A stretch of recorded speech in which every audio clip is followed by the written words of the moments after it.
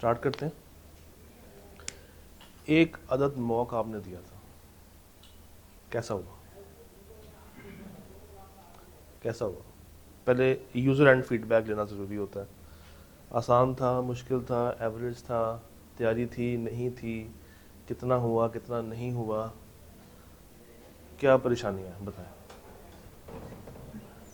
बताएं बताएं बताएं। हाँ जी, क्या परेशानियाँ? 30 नंबर का छूट गया, ठीक है, क्यों छूटा? आता नहीं था या टाइम मैनेज नहीं हुआ? टाइम मैनेज नहीं हुआ। जी सर, 30 का आपका भी छूट गया, वजह क्या बनी? थोड़ा सा आता भी नहीं था। दिया मौक, कैसा रहा? अच्छा तो था, लेकिन हुआ कैसा? पूरा नहीं हुआ, ठीक है। यहाँ से पूछते हैं। 20 मार्क्स का आपका भी रह गया, और वजह क्या बनी? Time time management. 30 नंबर का रह गया, ये साढ़े 30 लगता है आप लोगों ने बांध लिए हैं। मुश्किल था। 25, उसने कहा मैं एवरेज दूंगा, 30 और 20 की एवरेज। वजह क्या बनी? लेकिन भूल गए थे, ठीक है। जी सर, 22 का रह गया। इसका मतलब है कि 2 सवाल रह गए होंगे, एक 12 नंबर, एक 10 नंबर का। वजह क्या बनी? एक की रिक्वायरमेंट समझ नहीं थी आ रही जी। 20 नंबर का, और वजह क्या बनी? रिस्क वाले सवाल में रह गए। 30 नंबर का, वजह क्या बनी? ठीक है। हाँ जी, 15 मिनट पहले हो गया था। वाह, सब मिलकर तालियां बजाएं भाई के लिए।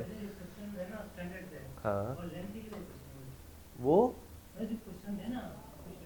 कुछ लेंथी थे तो आपको लेंथ का प्रॉब्लम लगा, मगर हो गया आपका, ठीक है। जी सर,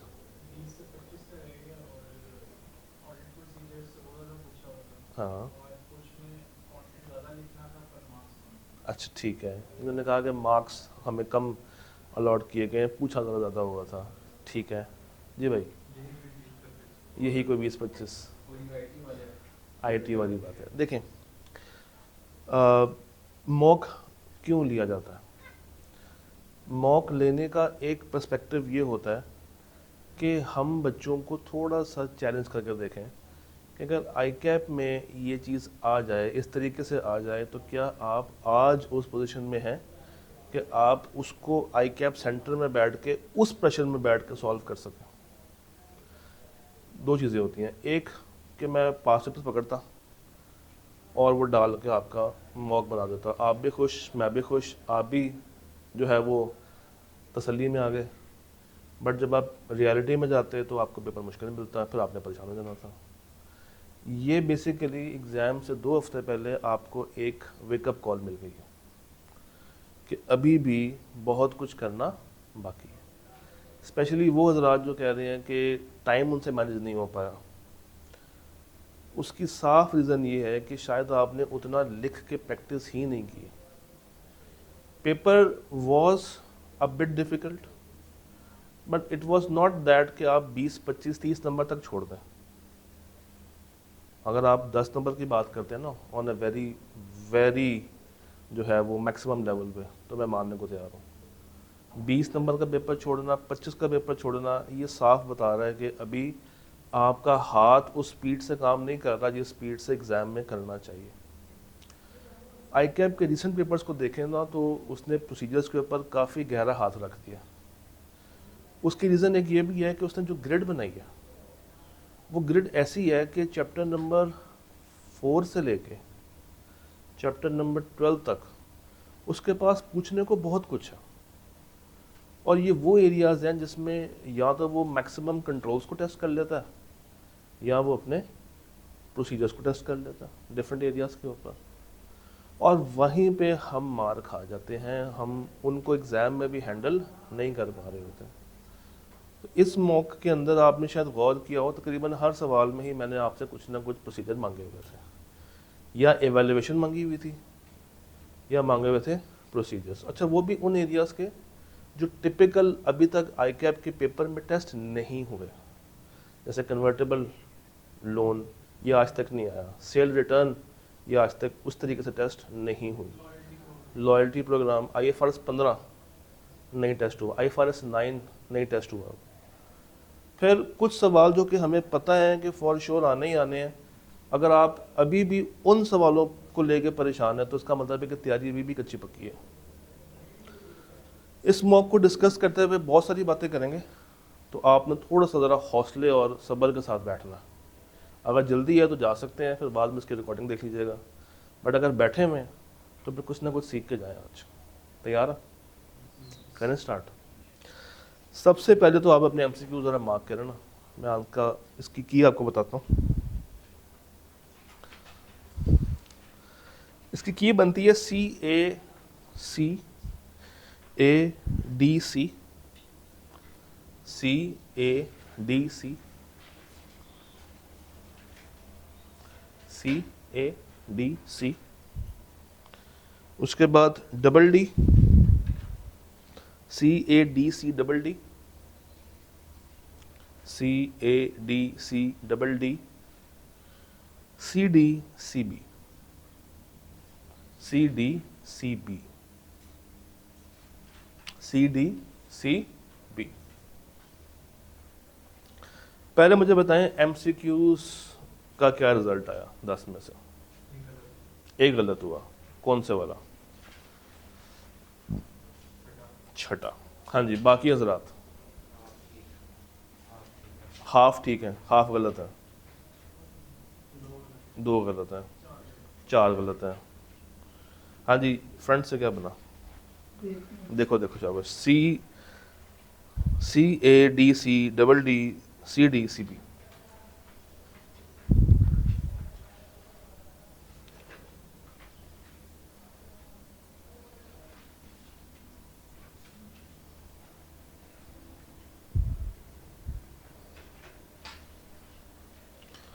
हाँ जी,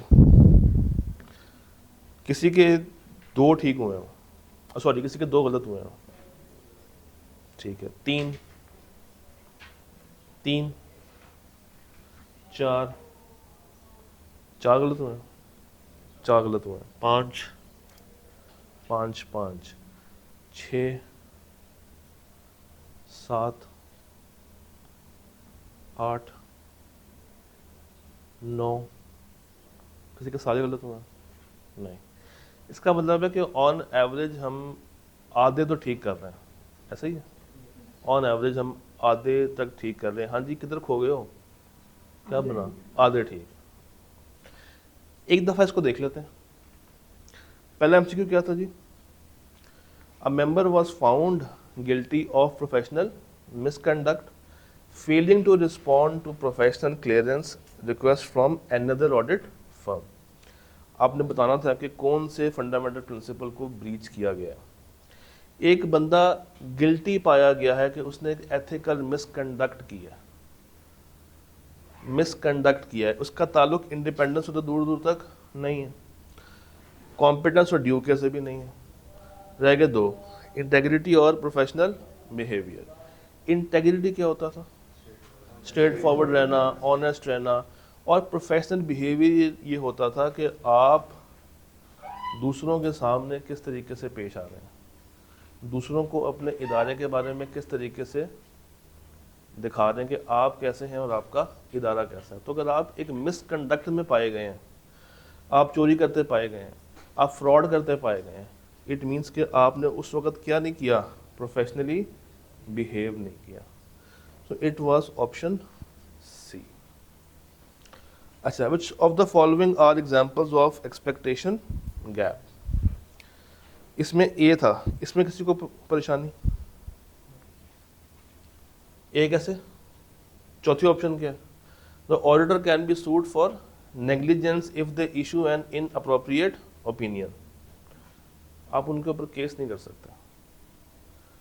तो एग्जाम्पल्स क्या है कि हमें लगता है कि ऑडिटर जो है वो हमें कंफर्म बात बताते हैं, ये गलत है।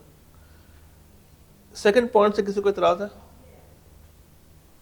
एन अनमॉडिफाइड ओपिनियन वाला means that companies are going concern. वो कहना ये चाहता है कि अगर हम अनमॉडिफाइड ओपिनियन देते हैं तो इसका मतलब ये है कि कंपनी गोइंग कंसर्न है। नहीं, ये कंपल्शन नहीं है, क्योंकि अगर एक कंपनी गोइंग कंसर्न नहीं है तो उसने भी तो अपने अकाउंट्स बनाए होंगे और उसके ऊपर भी आप साफ रिपोर्ट दे सकते हैं। और तीसरा तो वैसे गलत था कि हम टेस्ट करते हैं ऑल ट्रांजैक्शंस। फिर नीचे उसको बाद कंप्लीट करने दो। परफॉर्मेंस मटीरियलिटी में ऑप्शन डी, ये वो अमाउंट होती है जो कि सेट की जाती है बिलो मटीरियलिटी लेवल और एक्सेप्टेबल होता है ये सारी कहानी। चौथे पे आए तो चौथा पांचवा, चौथा, professional scepticism must be applied by the auditor during audit which of the following is not an application of scepticism. हाँ जी, हम कहते हैं कि वो हमेशा एविडेंस की तलाश में रहेगा, क्वेश्चनिंग माइंड में रहेगा, अलर्ट रहेगा, क्या करेगा? ए, बी, सी या डी? सी, सी, यस। और पांचवा, which two of the following are true? Internal work may be determined by management, determine कर सकती है। और जितने भी एक्सटर्नल ऑडिट्स हैं must be plan and performed in accordance with the ISA, बिल्कुल ऐसे ही है। ऊपर के दो क्यों गलत है? डायरेक्टली टू शेयर होल्डर्स नहीं करती, बीच में मैनेजर की लेयर आती है। Format is determined by management, नहीं, एक्सटर्नल का format is determined bye standards, not by management. तो पहले 5 में कोई प्रॉब्लम है तो मुझे बताइए।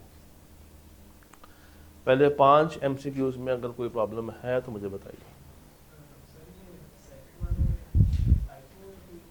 सेकंड वाले में वो जो आगे लिखी हुई स्टेटमेंट, हाँ वो गलत लिखी हुई है।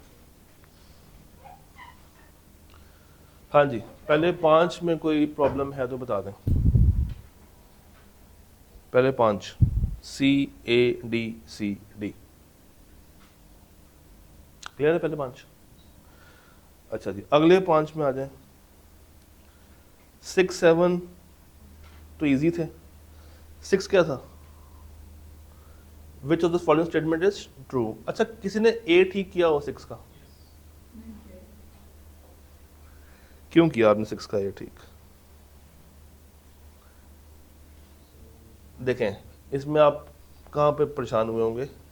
इक्वल चांस पे। सैम्पलिंग तो हर तरह की होती है ना, रैंडम भी होती है, स्टैटिस्टिकल भी होती है, हैफ हैजर्ड भी होती है, ब्लॉक भी होती है, और हर तरह की सैम्पलिंग के पास इक्वल चांस तो नहीं होता। हाँ, यहाँ पे लिखा होता है रैंडम सैम्पलिंग रेफर्स, तो ये पूरी स्टेटमेंट ठीक हो जाती है। बट जब हम वर्ड जेनेरिक यूज़ कर रहे हैं तो उसमें तो मल्टीपल ऑप्शंस बन सकते हैं। सो it was D, monetary unit sampling, जिसमें हम लोग पैसों का हिसाब किताब रखते हैं। मॉनिटरी यूनिट में ये होता है कि हम ये नहीं कहते कि हम इतनी इन्वॉइसेस को चेक कर रहे हैं, हम कहते हैं कि हम इतने अमाउंट को चेक कर रहे हैं। जैसे एक ऑप्शन है कि मेरे पास 100 इन्वॉइसेस हैं और मैं 10 का सैंपल पिक कर लूँ, ये मैंने क्वांटिटी का 10% लिया। मैं कहूँ कि इन्वॉइसेस हैं करोड़ रुपए की, उसमें से मैं 10 लाख की इन्वॉइसेस को वेरीफाई कर रहा हूँ। This is monetary unit sampling, जब आप अमाउंट्स में सैंपल को डिटरमिन करते हैं, तो वो मेजर होती हैं इन स्टैटिस्टिकल। 7th तो बहुत इजी था मेरा ख्याल से। 7th का ऑप्शन क्या था? सी। 7th को अगर किसी ने क्लियर करवाना तो बता दें। 7th okay. 8th बता दें। अगर 8th में किसी भाई को प्रॉब्लम है तो 8th का ऑप्शन डी था। 8th, अच्छा 8th में हम किस एक्सपर्ट की बात कर रहे हैं? मैनेजमेंट एक्सपर्ट की बात कर रहे हैं। एक्सपर्ट 2 तरह के होते हैं, एक होता है ऑडिटर का एक्सपर्ट और एक होता है मैनेजमेंट का एक्सपर्ट। अच्छा 9th बताइए। 9th का डी नहीं होगा, 9th पढ़ लेते हैं। कहते हैं the following statement is false. Written representation includes the confirmation that management has fulfilled their responsibility. in respect of financial statement and has provided the auditor with all records and information during the audit। तो ये तो उसकी definition ही है, ये तो ठीक है। Representation को हम रिलाय करते हैं ओनली जहाँ पे दूसरा एविडेंस हमें लिमिटेड फॉर्म में मिल रहा हो, ये भी ठीक है, कन्फाइंड हो, ठीक है। The auditor would obtain a representation regarding the reasonableness of a depreciation charge as this is an accounting estimate, या failure to obtain a representation is likely to result in a disclaimer of opinion। आपने कहा D, क्यों? जरूरी तो नहीं है कि disclaimer of opinion है। अगर हमने किसी दूसरी रिप्रेजेंटेशन एक जैसे रिलेटेड पार्टी किया उसमें तो हम क्वालिफाइड भी ले सकते हैं। असल में जब हम लोग बात करते हैं रिटन रिप्रेजेंटेशन की तो माना यह जाता है कि ये सबसे अहम एविडेंस होता है जो कि हम आखिर में ले रहे होते हैं। इतना अहम है कि अगर ये मुझे ना मिले तो रिजल्ट हमेशा परवेसिव बन जाएगा, और अगर परवेसिव बन जाएगा तो फिर हमेशा डिस्क्लेमर की तरफ कहानी आ जाएगी। मैंने उस सेंस में सोचा था शायद दूसरी रिप्रेजेंटेशन नहीं, जब भी ये वर्ड खाली लिखा है ना, इट मीन्स कि हम आखिरी एविडेंस की बात कर रहे हैं, बिल्कुल जो हम एंडिंग स्टेज पे लेते हैं। और सी इसलिए फॉल्स है क्योंकि जब हमारे पास ऑल्टरनेट मेयर्स हों तो फिर हम रिप्रेजेंटेशन नहीं ले सकते या लेते। अब यहाँ पे डेप्रिसिएशन को निकालने के या उनकी अकाउंटिंग एस्टीमेट को चेक करने के हमारे पास मल्टीपल और ऑप्शन भी बन सकते हैं, तो सिर्फ इसके ऊपर रिलाई करना अच्छी बात नहीं थी। 540 के मुताबिक ले सकते हैं, 540 के मुताबिक ले सकते हैं, सिर्फ उसकी। चौथे वाला failure to obtain a representation is likely to result in a disclaimer of opinion। हाँ, हो सकता है, कभी कभी ऑप्शंस इस तरह के टेढ़े मेढ़े आ जाते हैं। अच्छा, इसमें ना मैं आपको और भी बात बता दूं, एग्जामिनर के पास ये मार्जिन होता है। आई कैप का जब सोल्यूशन आता है रिव्यू के लिए तो उनके पास एक मार्जिन होता है, एक सेफ्टी साइड होती है कि अगर एक एमसीक्यू के 2 ऑप्शन ठीक लग रहे हैं और आपने कोई एक ठीक किया हुआ है तो शायद सजेस्टेड सॉल्यूशन में वो एक ही ऑप्शन दे दें, मगर बैक एंड के ऊपर दे हैव अ सेपरेट की ऑल्सो। तो इसमें अगर आपने सी किया है या डी किया है, दोनों को ठीक माना जा सकता है, इसमें कंसिडर किया जा सकता है। अच्छा जी, डी ये टेंथ में क्या किया, बी या डी?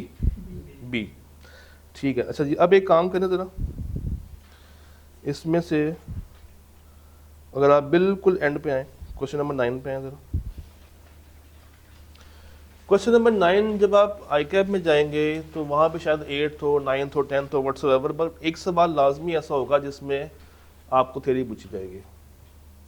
मैंने बस एक यहाँ पे परेशानी आप पर ये क्रिएट की कि मैंने एक टॉपिक पढ़ा उसमें से सब कुछ पूछ लिया, और ये वो टॉपिक था जो अक्सर बच्चे प्रिपेयर नहीं करते, अक्सर चॉइस पे छोड़ के चले जाते हैं तो यार ये तो नहीं पूछेगा आई कैप। क्यों? क्योंकि आई कैप ने इसको टेस्ट नहीं किया हुआ। तो अगर आप गौर करें, ये सारा एक ही टॉपिक में से है। ऑटोमेटेड टूल्स हो गए, ऑडिटिंग अराउंड द कंप्यूटर हो गया, एम्बेड हो गया। ये एक वेकअप कॉल थी यहाँ पे। ये अगर इन 4 में से कोई भी एक टेस्ट हो जाए, 2 नंबर, 3 नंबर, 4 नंबर के लिए रिटन में टेस्ट हो जाए या सिनेरियो में टेस्ट हो जाए, तो आपने इसको स्किप करके नहीं जाना। अब बच्चे रिलाई कर रहे होते हैं कि जब थ्योरी का सवाल आएगा तो हम उसमें से पूरे मार्क्स स्कोर कर लेंगे, बट अगर थ्योरी का वो सवाल आ जाए जिसके बारे में आपके पास प्रैक्टिस ही नहीं है तो आप उसमें कभी भी अच्छा परफॉर्म नहीं कर सकते।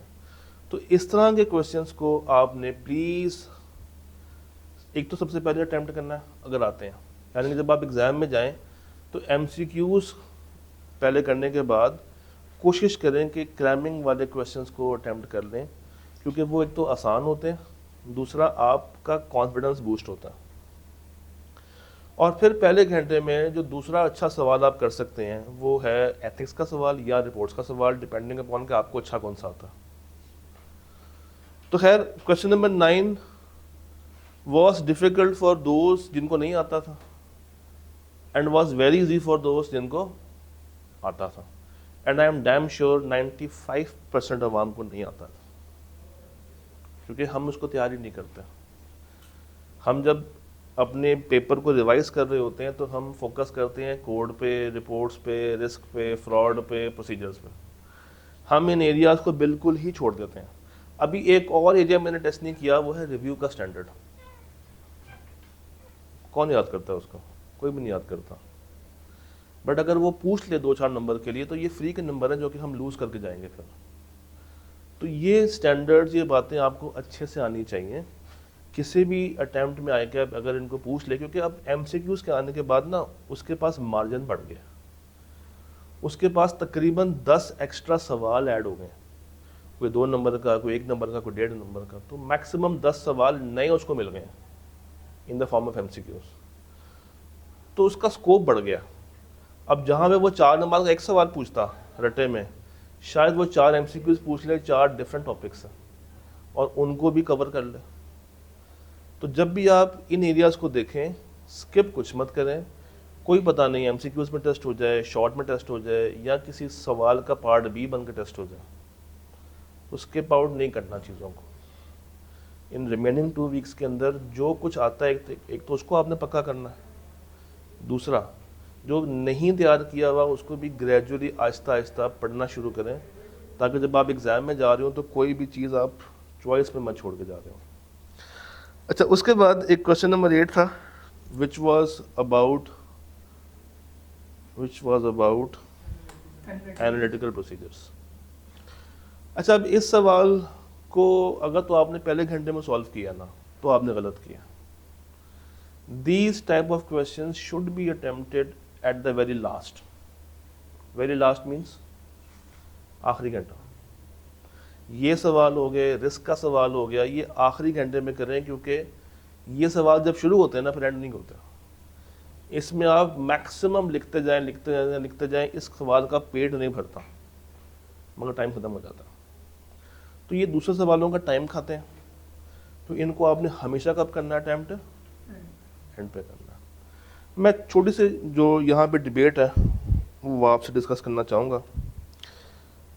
मुझे बताइए, सेल्स कितने % इंक्रीज हुई है? 196.54 से कितने % बढ़ी है सेल्स? 13%। निकालें ज़रा। 223.14 माइनस 196.54 डिवाइडेड बाय 196.54, आंसर क्या आता है? 13 ठीक है। सवाल नीचे कुछ कह रहा था आपको, पॉइंट 2 में, after a lapse of 18 months company had increase the price of its products by 12% effective 1 April 2014। इस लाइन के मुताबिक हमारी सेल्स कितने % इंक्रीज होनी चाहिए?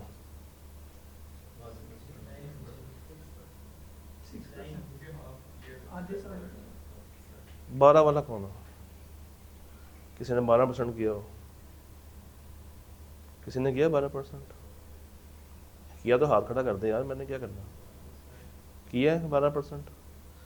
किया तो गलत किया। क्यों गलत किया है? क्योंकि ये इंक्रीज कब कर रहा है?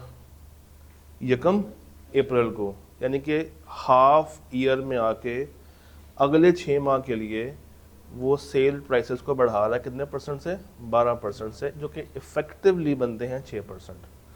अब आपका ये सवाल हो सकता है कि सर कैसे? तो उसका सलूशन ये है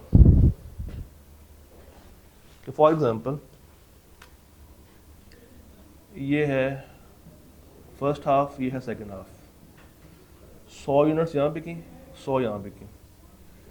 यहाँ पे ये बिकी हैं, फर्स्ट करें 1.00 पे, और ये बिकी है 1.12 पे।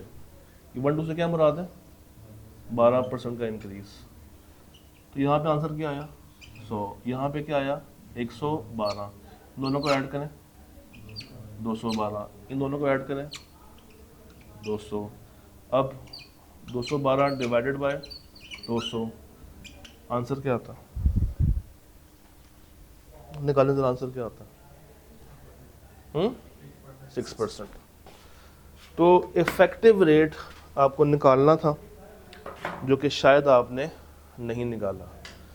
अच्छा, दूसरी चीज़, अगर आप 196.54 को 1.06 से मल्टीप्लाई करें, आंसर क्या आता है? 208। यहाँ पे क्या आ रहा है? 223। डिफरेंस कितना है?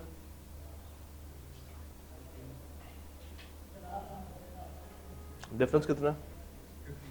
15 का।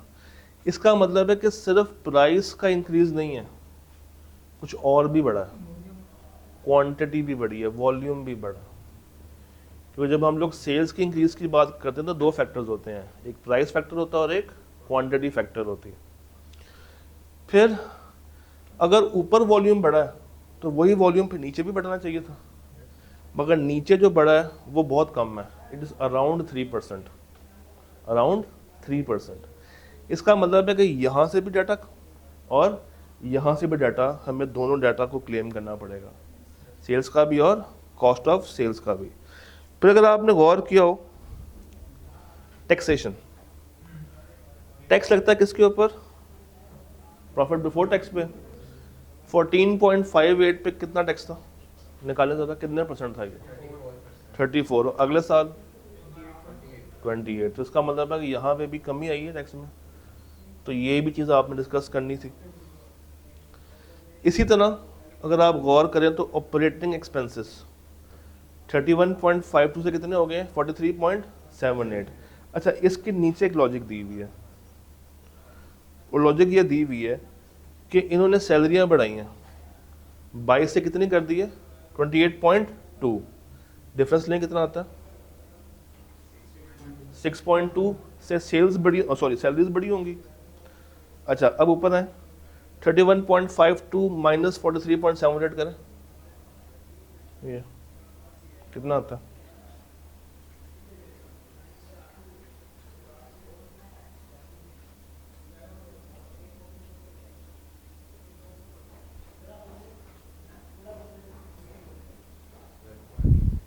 $12.26।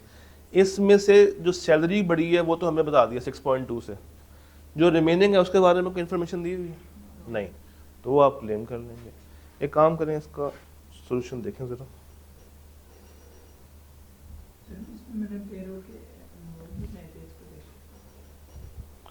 जी, एक दफ़ा इसको रीड कीजिएगा प्लीज़। पर आप इसको रीड करें, फिर मैं आपको कुछ और दिखाता हूँ जो कि आई एम एक्सपेक्टिंग कि आप एग्जाम में करके आएंगे।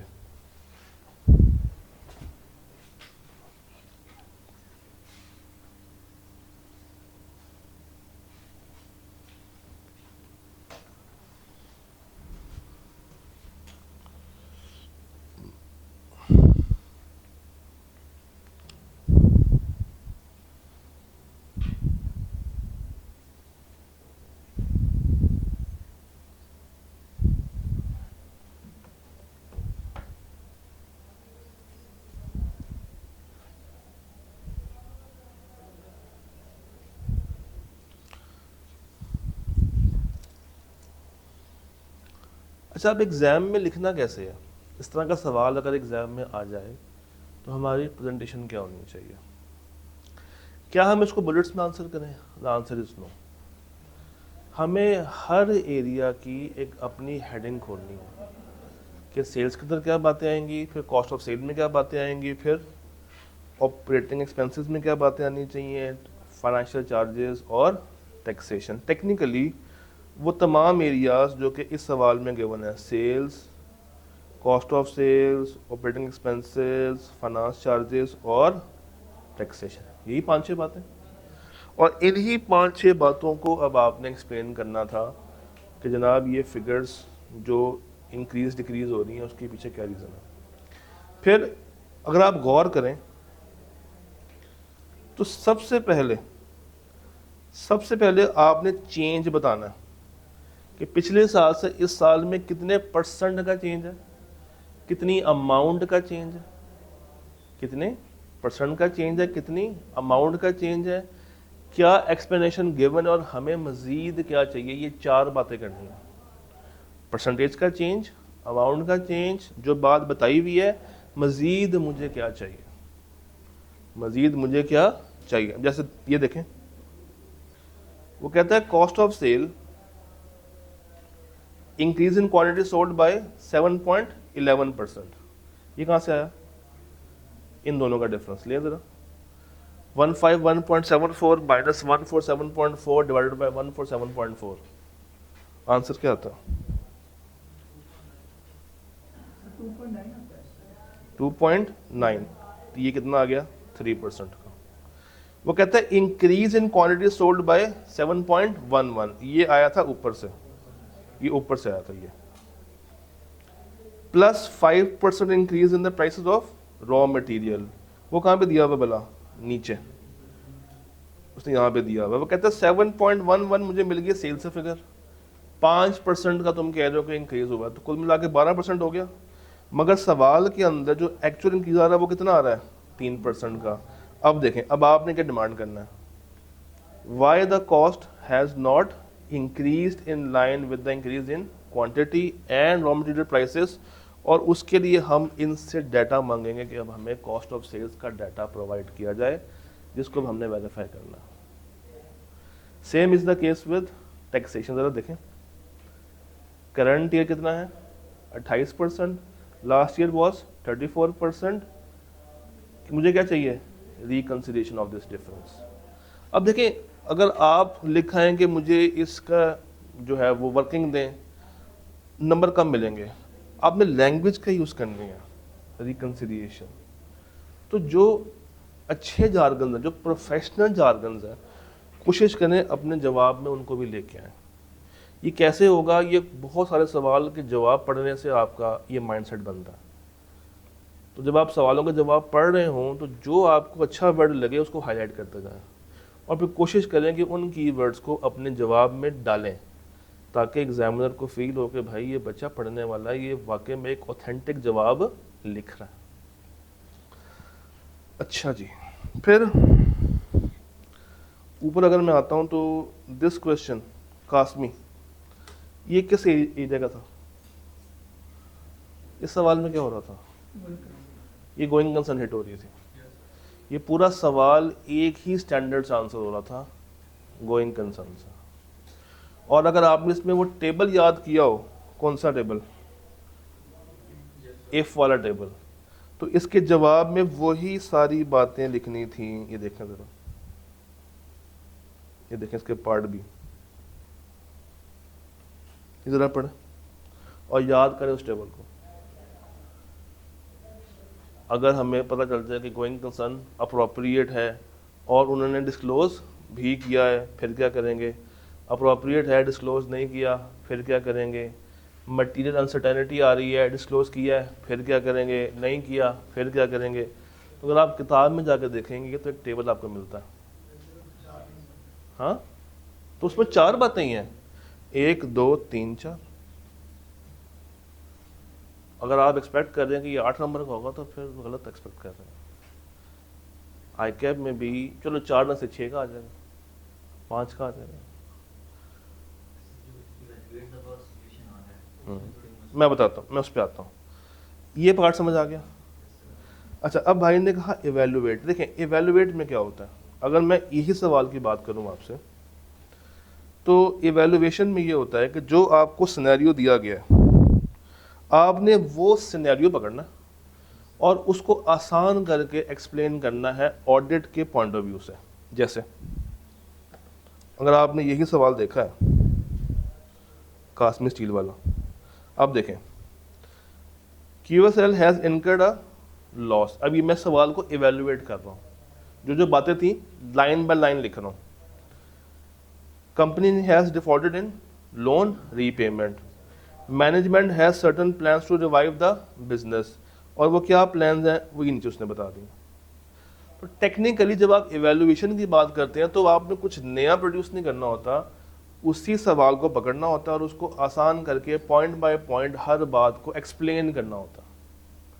दिस इज कॉल्ड इवेल्युएशन, कि आप बेसिकली सवाल को समझ क्या रहे हैं, जो जो आपकी समझ है सवाल में वो आपने line by line, bullet by bullet वो सारी बात बतानी होती है। This is evaluation. एक दफा इसको रीड कर लें तसल्ली के लिए।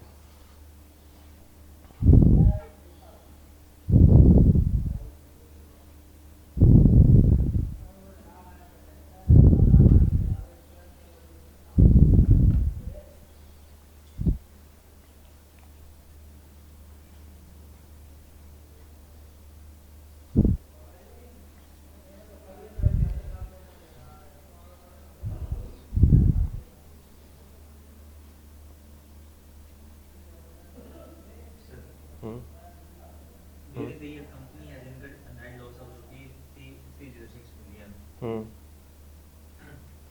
At the year end, the company accumulated losses amounted to rupees 17 million. Hmm sir ये जो दो लाइनें हैं सर, इनमें डिफरेंस क्या है? Kasmi Steels is a manufacturer of steel and iron products. During the year, the company has incurred a net loss of rupees 306 million. Following information is also available. At the year end, the company's accumulated losses amounted to rupees 17 million, whereas its net equity was 283 million. कहना ये चाह रहा है कि overall जो उसको loss हुआ है वो 306 का होगा और जो इस साल का लॉस है वो 17 का है। पिछला लॉस, उससे पिछला लॉस, उससे पिछला लॉस, वो कंबाइन होता जा रहा है। करंट ईयर में अगर हम आगे देखें तो हमारी इक्विटी खड़ी हुई इतने से और हमारा लॉस खड़ा हुआ इतने से। हमारे करंट ईयर का लॉस और जो लॉस हमारा पीछे से अकोमुलेट होता हुआ आ रहा है, ये फ़र्क है। अच्छा जी, दिस वाज गोइंग कंसर्न। ऊपर आते हैं तो हमसे क्या मांगे जा रहे हैं? अगेन इवेलुएट करें और क्या बताएं? Audit procedures. अब यहाँ पे पार्ट ए में क्या हो रहा है जी? कंपनी का स्टॉक कहाँ पे है पड़ा हुआ? सप्लायर के पास भी पड़ा हुआ है, इनके अपने वेयर हाउस में। तो टेक्निकली इन्वेंट्री काउंटिंग थी। हाँ, इन्वेंट्री काउंटिंग आपके पास भी पड़ी हुई है, वहाँ पे भी पड़ी हुई है, तो आपने उससे रेलिवेंट बातें बतानी थी। पहले आपने सवाल को इवेल्युएट करना था। अब अगेन पॉइंट बाय पॉइंट चलें। कंपनी का स्टॉक कहाँ पे है? अपने वेयर हाउस में, ये एक बात बता दी। सेकंड, कहाँ पे पड़ा हुआ है? सप्लायर फैसिलिटीज़ में। ये बात बताने के बाद बस एक्स्ट्रा एक पॉइंट ये ऐड कर देना था आपने कि वो जो सप्लायर के पास हमारा स्टॉक पड़ा हुआ है वो हमारा है, हमने उसको काउंट करना है। तो एवेल्युएशन मीन्स कि सवाल को आप आसान करके एक्सप्लेन कर रहे हैं, कुछ और उसमें नई चीज़ आपने शामिल नहीं करनी। नीचे क्या हो रहा है? रिवॉर्ड पॉइंट्स कौन से होते हैं? स्टैंडर्ड कौन सा था? 15। अब अगेन IFRS 15 आज तक आईकैप ने टेस्ट नहीं किया, बट ये कहीं नहीं लिखा हुआ कि वो टेस्ट नहीं करेगा। फिर ऊपर अगर आप आते हैं तो this question was basically of subsequent event. तो सब्सिक्वेंट इवेंट को आपने डिस्कस करना था रिपोर्ट के साथ, यानी कि रिपोर्टिंग इम्प्लीकेशंस के साथ। रिक्वायरमेंट पे गौर करना तो 3 बातें थी, इवेलुएट करो, एडवाइस करो और फिर रिपोर्टिंग इम्प्लीकेशंस बताओ। 4 जमा 4 जमा 4। एक दफ़ा इसका सोल्यूशन अगर मैं आपको सामने रखूं, ज़रा ट्राई करें रीड करने की। पढ़ा जा रहा? नहीं, चले पहले इवैल्यूएशन तक पढ़ लें।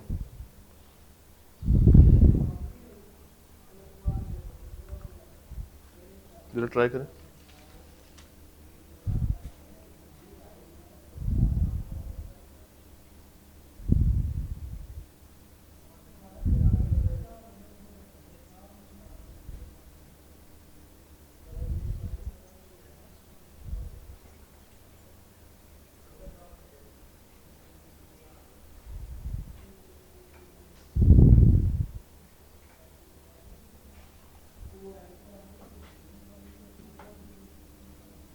हाँ जी।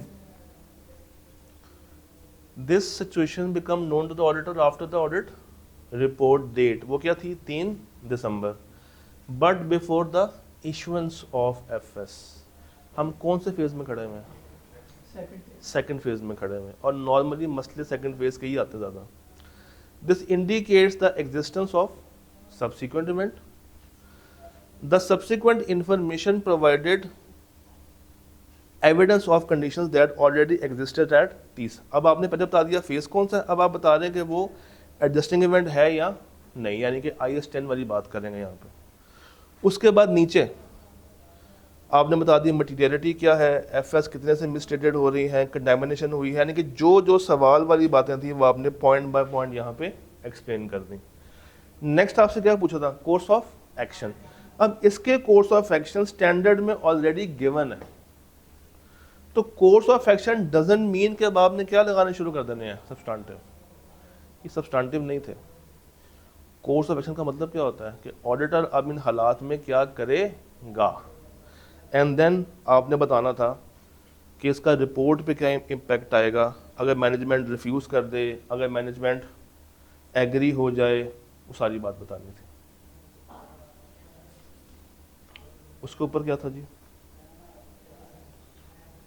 उसके ऊपर हमारे पास एक सवाल था, इसके 4 पार्ट्स थे। पहले पार्ट में क्या था? कंट्रोल्स बताने थे। यहाँ पे कौन से कंट्रोल्स आप लोगों ने निकाले? सेग्रीगेशन का मसला था, फिर एक बंदे के ऊपर बहुत रिलाय किया जा रहा था, फिर ये जो फिक्टिशियस अकाउंट्स बन रहे हैं ये नहीं बनने। इसका मतलब है कि सेग्रीगेशन ना होने की वजह से एक बंदा खुद ही से अकाउंट्स भी क्रिएट करता जा रहा था, उसमें एंट्रियाँ रिकॉर्ड करता जा रहा था। तो ये आप कम से कम इसमें अगर 4 बातें भी बता गए हैं सही, तो आपको 4 नंबर पूरे मिल जाएंगे। फिर नीचे जी जी क्या कंपनी ये मंथली रिकंसिलिएशन स्टेटमेंट बनाती है?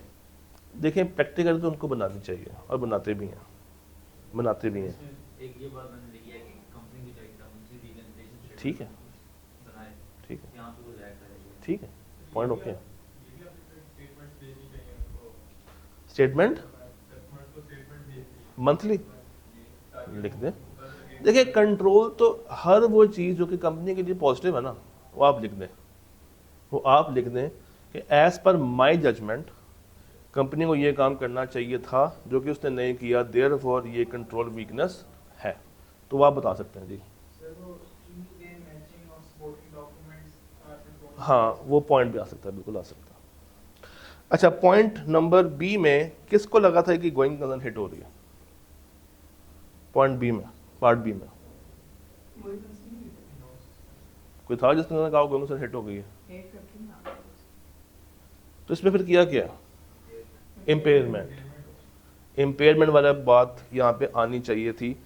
अच्छा, जो उसने 3 बिलियन का खर्चा किया क्लीनअप कॉस्ट का, उसको उसने कैपिटलाइज किया। ये नहीं होना चाहिए था कैपिटलाइज, क्योंकि ये इसका खर्चा इसकी ओवरऑल जो लाइफ है उसको बढ़ाता नहीं है। I-16 ये कहता है कि सिर्फ आपने वही कॉस्ट ऐड करनी है जो कि आपके एसेट की ओवरऑल लाइफ बढ़ा दे, तो ये तो शामिल नहीं होगा। हाँ, जो 5 लाख का फाइन था वो ठीक है, और जो उसने 10 मिलियन का खर्चा किया ऑन मॉडर्नाइजेशन, वो खर्चा भी बनता था, वो भी ठीक था। हाँ, फिर उसके ऊपर इम्पेयरमेंट वाला पॉइंट आपने ऐड कर देना था। उसके बाद नीचे क्या था? IFRS 9 convertible bond. अब इसमें सिर्फ आपने IFRS 9 वाली बातें लिखनी थी कि कन्वर्टेबल बॉन्ड कैसे बनता है, कन्वर्टेबल बॉन्ड के फीचर्स क्या क्या होते हैं, कन्वर्टेबल बॉन्ड में जो रेट होता है इंटरेस्ट रेट वो कौन सा होता है पहले? इफेक्टिव रेट होता है। फिर इसमें एक इक्विटी होता है पोर्शन, और एक पोर्शन एक इक्विटी होता है पोर्शन, और दूसरा कौन सा होता है? मैं कहता हूँ ऑडिट को ऑडिट फेल नहीं करवाता, ऑडिट को अकाउंटिंग फेल करवाती है। आपकी पूरा अकाउंटिंग इस पेपर को लेकर डूब जाएगी। अब अगेन इसी की मिसाल दें, 4 नंबर का था ना, नहीं आता तो गया। आप इसमें कुछ भी लिख लें, आप पास नहीं हो पाएंगे इस सवाल के अंदर। Same goes with the point D, इसमें प्रोविजन वाली बातें आनी थी। रिस्क असेसमेंट करते हैं ऊपर। शाबाश, वो तो मांगी नहीं हुई थी। प्लानिंग तो करा था। तो प्लानिंग पे खड़ा, प्लानिंग के अंदर आपने बताना था कि जब हम लोग प्लान करने के लिए जा रहे हैं, ऑडिट करने के लिए जा रहे हैं, तो क्या हमारे पास वो रेलेवेंट डाटा अवेलेबल है या नहीं है। आप रिस्क असेसमेंट कर रहे हैं, वो तो मांगी नहीं हुई थी उसने। नहीं, गलत कर दिया ना आपने। अच्छा जी, ये सवाल जो था ये हमने सॉल्व किया था हमारे प्रैक्टिस सेशन के अंदर। अब अगर आप में से किसी ने वो लिया हो तो उसको आप सॉल्व कर पाए होंगे, वो एक दफ़ा जाकर सुन लीजिएगा। वो डिस्कशन हम लोगों ने की हुई है जो अभी रिसेंटली हुआ। फिर हमारे पास सवाल कौन सा आ रहा है? रिस्क का सवाल आ रहा है। अच्छा, ये रिस्क वाला सवाल, ये कोड वाला सवाल, मैं अलग से भी इसकी डिटेल डिस्कशन आपको अवेलेबल कर दूंगा ताकि आप उससे भी मज़ीद फ़ायदा उठा सकें। तो अब अगेन ज़रा एंडिंग कलमात सुन लें, थोड़े से इंपॉर्टेंट है। जब आप एग्ज़ाम के लिए जा रहे हो तो आपने पहले घंटे में क्या करना है? MCQs, स्ट्रेट फॉरवर्ड क्वेश्चंस और एथिक्स या रिपोर्ट जो आपको अच्छा आता है। सेकेंड आवर में जो छोड़ा है या एथिक्स या रिपोर्ट जो आपने वहाँ पे स्किप किया है, वो सवाल पकड़ें, प्रोसीजर्स पकड़ें, कंट्रोल्स पकड़ें, और तीसरे घंटे में जाएं तो रिस्क, उसके बाद अगर तो वो सवाल आया कौन सा एनालिटिकल का वो कर लें, और जो बाकी नहीं आते उस पर हाथ पाँव मार लें। अगर आप थोड़ा सा भी इसको लेफ़्ट राइट करेंगे तो आप खुद परेशान हो जाएंगे पेपर में। तो इस सीक्वेंस को आपने लाजमी फॉलो रखना है। फिर पेपर से पहले एक अच्छी नींद लेके जानी है, ये बहुत ज़रूरी है। पेपर आपका बिल्कुल स्टार्ट में खड़ा होगा, तो पेपर से पहले आई होप कि आप में से FR1 किसी का नहीं है या है R1 नहीं है ना, तो पेपर से पहले एक अच्छी नींद बहुत ज़रूरी है, ताकि जब आप पेपर में जाएं तो फ्रेश हों। पैनिक स्टेट में पेपर में जाने की ज़रूरत नहीं है। टाइम से जाएं, अल्लाह का नाम लेके जाएं। पेपर इससे आसान होगा, मगर अगेन आसान उस बच्चे के लिए होगा जिसने पहले एफर्ट की है, इसको आता है। एक काम अब आपने और करना है, रीसेंट 4-5 अटैम्प्ट्स को पकड़ें, रैंडम बेसिस पर अपने आप को बंद करें, 2.5 घंटे में वो पेपर सॉल्व करें, नॉट इन 3 आवर्स, 2.5 घंटे में।